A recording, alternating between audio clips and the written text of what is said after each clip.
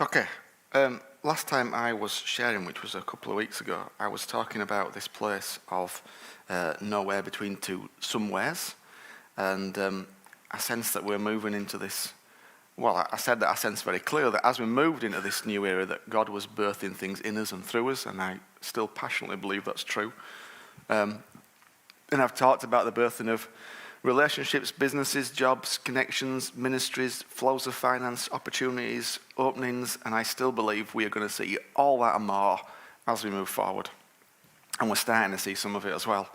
But of course, we are in this interesting phase that I've kind of termed the second trimester, or this nowhere between two somewheres, where we've kind of, there's the exciting time, and then there's a time where it just kind of is being formed in the womb of God, if you like.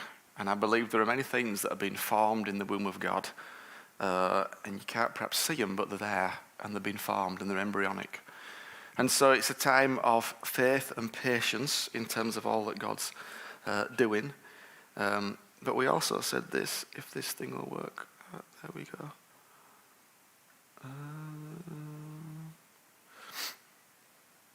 There we go. We also said this, just because you don't feel pregnant doesn't mean you're not pregnant.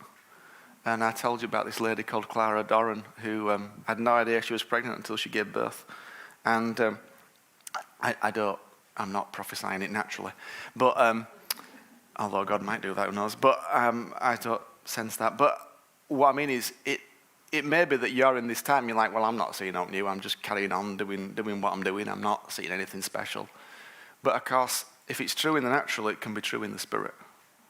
So just because you don't feel pregnant doesn't necessarily mean you are not pregnant. And I wanted to remind you that we inherit the promises by faith and patience. So in terms of all the things that we're looking forward to, for some people there's patience and some people there's faith. In fact, there's both all the time. So I just want to keep encouraging you not to give up, not to kind of let those things slip and to go, no, these things are happening and they will happen and they're going to happen, and I am assured of them. Don't mean to say that I'm assured of them every moment of every day, but I am assured of them. And I, like you, have to continue moving in faith and patience. But last time I talked, I finished off by talking about Sabbath, because I sensed that we might need to learn to live in this place for a little while. And normally, the natural reaction when you're in a place you don't want to be is to get out of it. But sometimes God allows you to be in a place and he wants you to learn to live in it, because he wants you to learn something rather than just escape out of it. And so this nowhere between two somewheres, or this second trimester, whatever you want to call it, I think it's a place we've got to learn to live a little bit. And I don't think this place will end just when some restrictions end, because mindsets don't shift like that. You can lift restrictions straight away, but mindsets that have been created over 15 months don't just shift. So it will take a while for people's mindsets to shift. So I want to talk about this today. Sabbath as benzodiazepine. Sabbath as benzodiazepine. And I'll tell you why Sabbath is benzodiazepine and what it is and what it's for. Some of you may already know later on. But for now, we're going to start in Genesis 2 and then explore the command to observe a Sabbath in Exodus 20, and then just look at how life 5,000 years ago or 3,000 years ago in Egypt might mirror life in the 21st century. But let's start here. By the seventh day, God had finished the work he had been doing. So on the seventh day, he rested from all his work. Then God blessed the seventh day and made it holy, because on it he rested from all the work of creating he had done. So this is the creation account. You've got God making heaven and earth and it says it's in 6 days. It breaks it down into a 6-day narrative. And then on day 7, God finishes the work he's been doing and has a rest. And there are some foundational ideas we can kind of glean from this statement. And I want you to get out of your head that Sabbath is this idea of a day off or a specific day, although it can be that. But the reason it's a specific day is to train your mind to think in a specific way. So the day is only an exercise to help you think in a certain way, and it's the thinking in a certain way that Sabbath is really all about. So the first thing we realize from Genesis 2 is that God is not a workaholic. God does not work all the time. God stops working. So that's the first thing. God is not a workaholic. God does not work 24/7. God works and then stops and rests. And at this stage, it's important to note that his working was good. So he rests from something that's good. So it's not that he rests from something that's bad. Sabbath is not like, I have to do this thing that's not really good and then I'm going to have a day off to rest from it. No, God's working was good. So even when everything you are doing is good, it's still good to take a rest from it. Because that's what God does. He does everything good and then takes a day to just rest. So that's the first thing. God's work is good, very good, and yet he still stops and rests. So your argument that everything I'm doing is good, therefore I've got to keep doing it, doesn't really stand up to Genesis 2. Secondly, we see that God is not anxious about creation functioning. And thirdly, that the well-being of creation does not depend on endless work. So God is not anxious about creation functioning. And then you start to get at the heart of the Sabbath and why it was commanded to the Israelites. Because if you think about that sentence, so God makes it all, and then he goes and has a sit down. He doesn't on his day off get up to go check it's all okay. He just trusts that it's all going to work. The well-being of creation does not depend on endless work. The well-being of what God has created does not depend on him endlessly toiling at it, because he has faith to believe that what he's created will be self-sustaining, and in one sense does not depend on him, because he doesn't have to be involved anymore, because he's already done it. And so think about those two sentences, but replace creation with whatever you are working on or building, whether it's a career, a family, a lifestyle, a business, whatever. God is not anxious about creation functioning, and the well-being of creation does not depend on endless work. So, okay, could we be like God then and say this: I am not anxious about functioning, or the well-being of does not depend on endless work? Because that's what it means to really enjoy Sabbath. To really understand Sabbath means to say, I'm not anxious about the church functioning for me. I'm not anxious about Little Daisy's functioning, my business, for me. The well-being of Little Daisy's does not depend on endless work. The well-being of the church does not depend on endless work. Then you start to get to the heart of what Sabbath's really all about, but put in whatever it is for you, and whether you can actually say that statement or not. Because a lot of our work comes from anxiety. A lot of our effort comes from anxiety. And a lot of our workaholism comes from anxiety, which is exactly where it came from in Egypt, as I'm about to show you. And the reason I've said Sabbath as benzodiazepine is that benzodiazepines are tranquilizers that are used to treat anxiety. That's what that drug is used for. It's one of the most common types of drug for anxiety. But I see a lot of time our inability to rest stems from an inner anxiousness about our creation and our creation's ability to survive or thrive. You have all created something. You have built something or are building something or are responsible for something. And a lot of our inability to rest stems from our inner anxiousness about it surviving or thriving. This anxiousness is why people check their emails at 11 o'clock in the evening or reply to social media posts at ridiculous times at night. It's why people never switch the phone off. Because it's an inner anxiousness often about whether this thing will survive or not. And it's often, we'll get on to that. So in one sense, Sabbath is an act of resistance to anxiety. But let me show you why from Exodus 20. So remember the Sabbath day by keeping it holy. 6 days you shall labor and do all your work, but the seventh is a Sabbath to the Lord. So let me give you some context. The Israelites have been in Egypt for about 400 years, eventually becoming slaves to Pharaoh. And this command is given to them as they've left Egypt from the Exodus. They've gone through the Red Sea and they're now in this other place out of Egypt. And God's going, okay, these people know nothing other than slavery. So for generations, they've only known servitude. So they have to be taught what it means to live as human beings now, and as God's human beings. And that's what you see in a lot of the Ten Commandments. And so really, but more than that, they've also grown up in a system of deep anxiety. Because the only God they've known prior to the desert wanderings was Pharaoh, who was an endlessly anxious presence. And work is how he deals with his anxiety. as I'll show you in a minute. So when you get to Exodus 20 and the Ten Commandments, you've got to see it as this is a moment of regime change, when the God of Pharaoh is going to be replaced by the God of Yahweh, and that's a complete regime change that's going on. And of course, it had already taken place, but this is like how they're going to live. And the Ten Commandments start with this reference to Pharaoh, who says, I am the Lord who brought you out of the land of Egypt, out of the house of slavery. And so in order to understand the power of the command of Sabbath and why it's an antidote to anxiety, you've got to remember what Egypt was like. Now, as I share what Egypt was like, think about what the 21st century is like. Just ponder it. So Pharaoh was absolute in power, and even though, Pharaoh was regarded himself as a god with insatiable demands. So Egypt's socio-dynamic structure was a pyramid with Pharaoh at the top, a few rich people, and lots of people who didn't have very much. And this workforce at the bottom produced the wealth, all of which flowed upward to Pharaoh at the top. Nothing much has changed in most places in the world in 5,000 years, has it? Pharaoh, although absolute in power, was an endlessly anxious presence who caused the entire social fabric to be permeated with a restless anxiety. So there's a severe famine. This is the part that Joseph plays. If you know the story, there's a severe famine.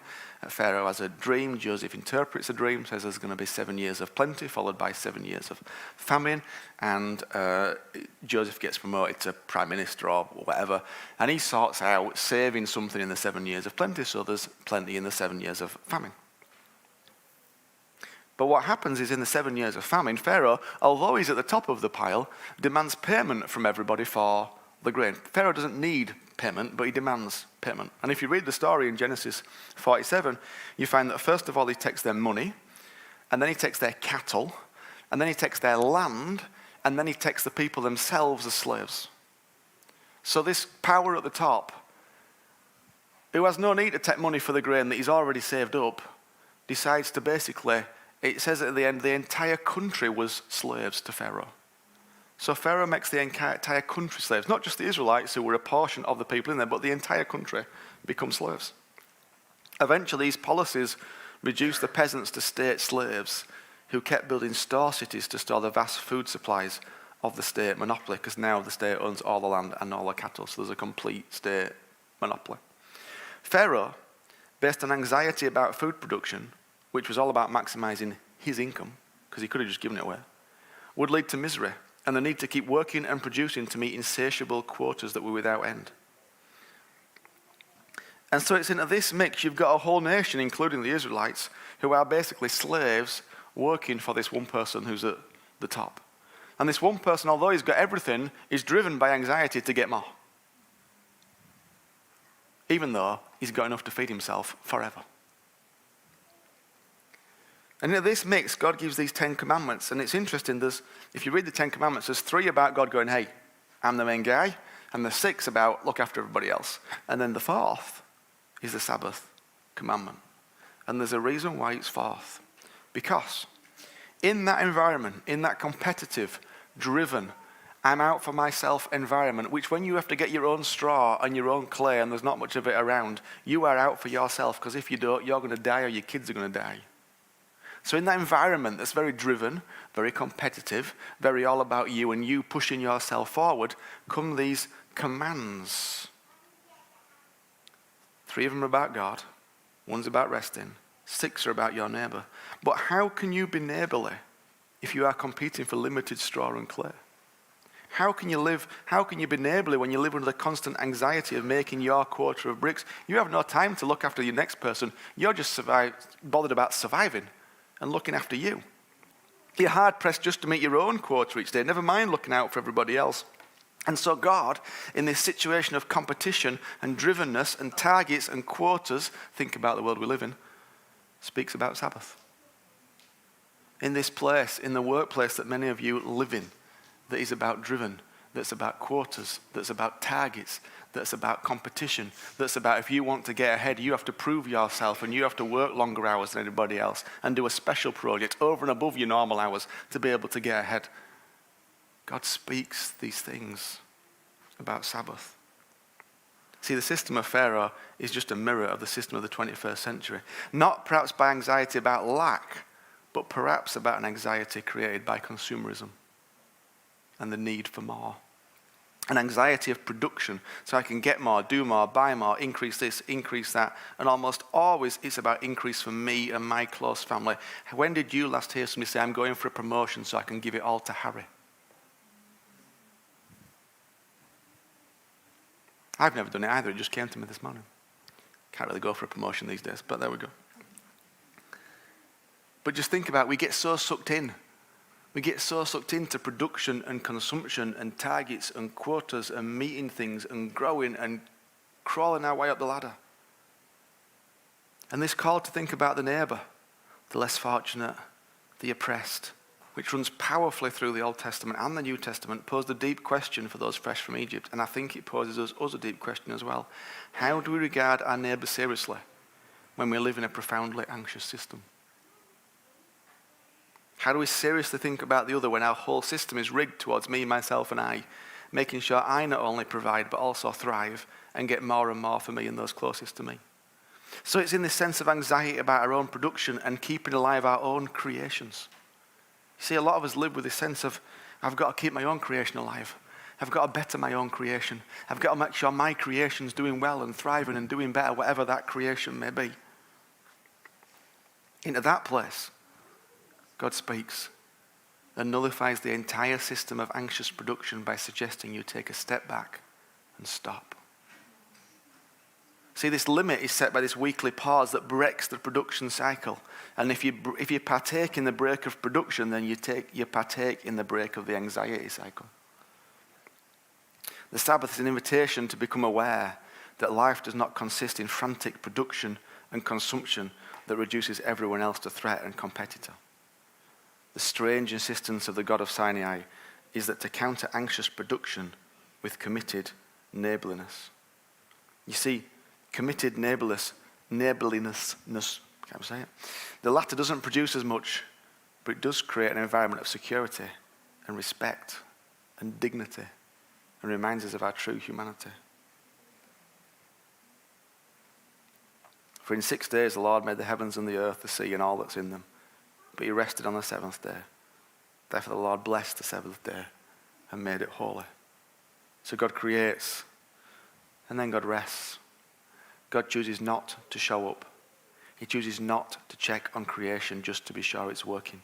He trusts what he has already created will perform as it should. He has complete confidence in what he's already done and that it will keep functioning as it should. He is not driven by an anxious sense that the world needs him to keep checking on the world to make sure everything is just so. You see, the other reason Sabbath is so hard is because if you take a step back, it means you have to accept the world will work without you. And that's our deepest challenge.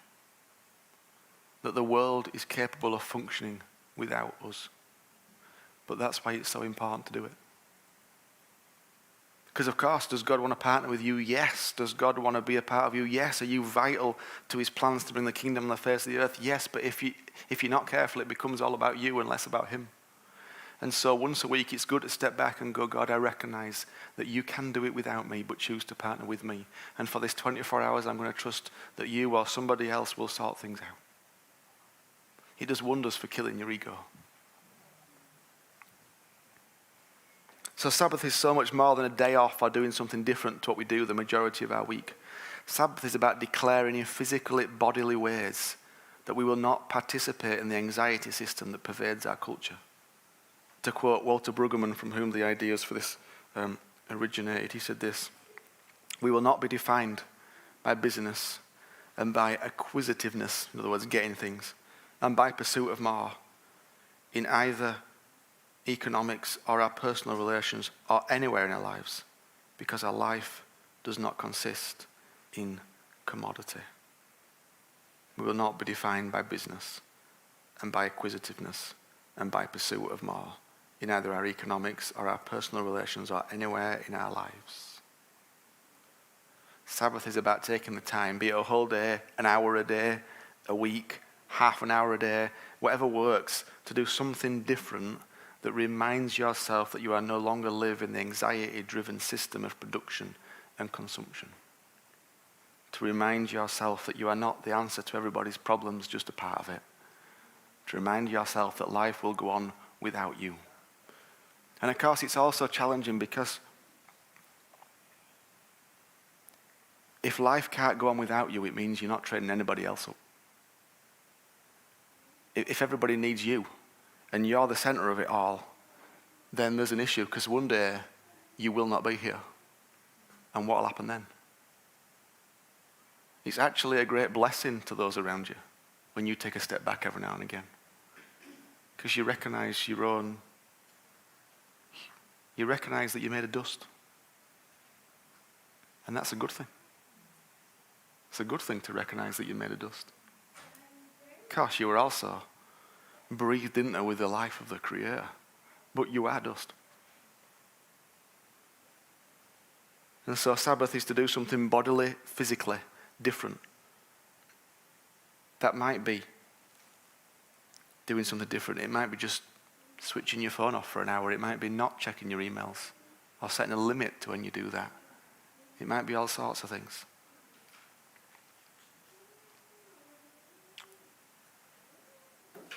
But it's to do something bodily, physically different that says, I refuse to bow down to the anxiety-driven system of production and consumption and of threat and competition, and remind myself that I have a soul that needs refreshing and my neighbours have a soul that needs refreshing too.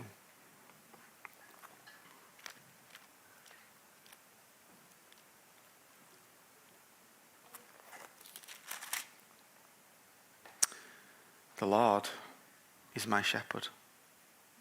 I lack nothing. So Sabbath is about practicing the truth of that. If you lack nothing, why do you need to go and get something? He makes me. He makes me. Lie down in green pastures. He leads me beside quiet waters. And there, in that place, he refreshes my soul. He guides me along the right paths for his name's sake. Surely goodness and love will follow me all the days of my life, and I will dwell in the house of the Lord forever. You see, Sabbath is living in a place as though it's true. And what happens is, as you put your body in a place that tells itself it's true, your mind starts to catch up. But a lot of time you've got to do something practical to allow your mind to catch up with the truth that you're trying to engage with.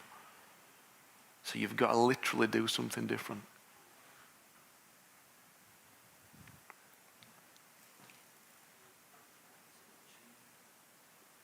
To what extent are you anxious about your creation functioning? To what extent does the well-being of your creation depend on endless work? Because God was not anxious about creation functioning. The well-being of God's creation did not depend on endless work, even though it was good.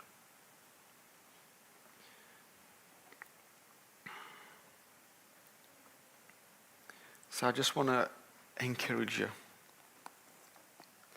just to think through, what are the things I do that are driven by an anxiety about it? What am I terrified? In what ways am I working because I'm terrified what will happen if I don't? And what might you do about that? Because that is not a place of rest. It's not a place of peace. And it's not a place God lives in. Shall we pray?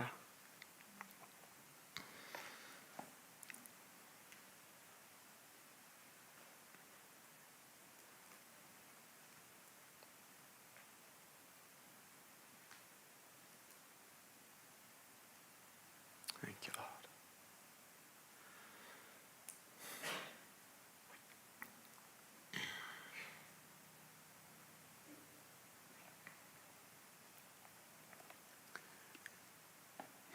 Thank you, Lord.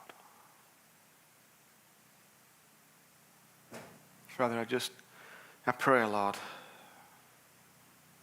that as each of us ponder today, that we would start to see those things that are perhaps driven by anxiety rather than anything else. And Father, I ask for those that are bold enough to see it and do something about it, that you would help them trust you and help them navigate it in some way to know that you have got them. And that even though all their work is good, that even you stepped back and took a moment and rested. You were not anxious about creation.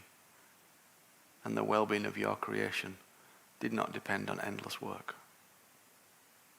And Father, I pray that for each of us as we journey with what it might mean to be at rest where we find ourselves, to be at rest with our creations and that which we're responsible for.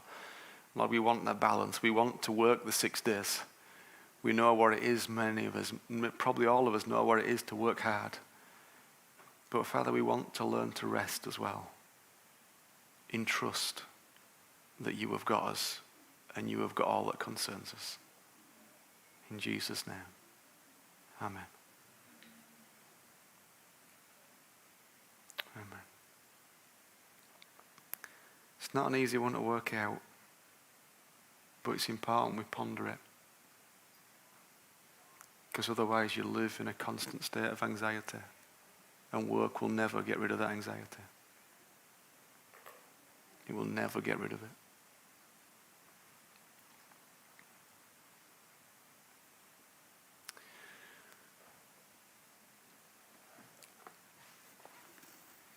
Bit deep that one, wasn't it?